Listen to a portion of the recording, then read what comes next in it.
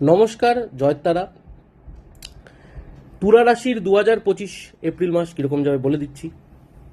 যারা ব্যবসা করছেন সেখানে একটু বাধা আসতে পারে, মানে কোনো কাজ ফ্লুয়েন্টলি হবে না এই মাসটাতে। একটু আর্থিক চাপ থাকবে, তার জন্য আপনি কোথাও হয়তো অনেকদিন ধরে টাকা পাবেন, বা আপনি কাউকে পে করবেন, সে একটা জায়গা থেকে টাকা পাবেন তারপরে পে করবেন, সেটা কিন্তু আপনি পারবেন না এই মাসটাতে। তো সেই জন্য আপনার কিন্তু মানসিক একটু চাপ থাকবে। কিন্তু যারা জমি কেনা বেচার সাথে যুক্ত, যারা রিয়েল এস্টেটের ব্যবসা করেন, তাদের জন্য এই সময়টা একদম পারফেক্ট।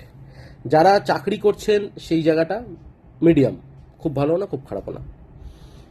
বাড়িতে এই মাসে কিন্তু চরমতম ঝামেলা হতে পারে, ঠিক আছে? তো সেক্ষেত্রে একটু সাবধানে থাকবেন। বাড়িতে যদি ঝামেলা নাও হয়, তাহলে বাড়ির কোনো ব্যাপার নিয়ে আপনি খুব চিন্তায় থাকবেন এই মাসটাতে, ঠিক আছে? আপনার মানসিক স্টেবিলিটি থাকবে না, বা আপনি কোথাও যেতে স্বাচ্ছন্দ্য বোধ করবেন না, কারোর সাথে কথা বলতে স্বাচ্ছন্দ্য বোধ করবেন না, কারণ এই মাসটাতে আপনার একটু মেন্টাল প্রবলেম থাকবে।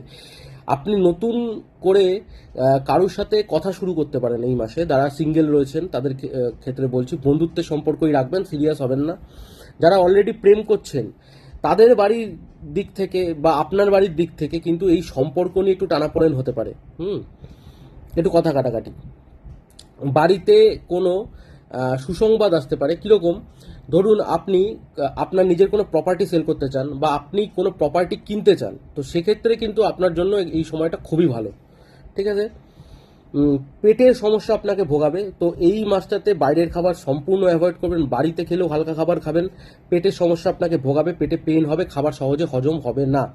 আর নিজের কুণ্ডলি চেক করার জন্য উপরে দেওয়া নাম্বারে যোগাযোগ করুন। ধন্যবাদ, ভালো থাকবেন।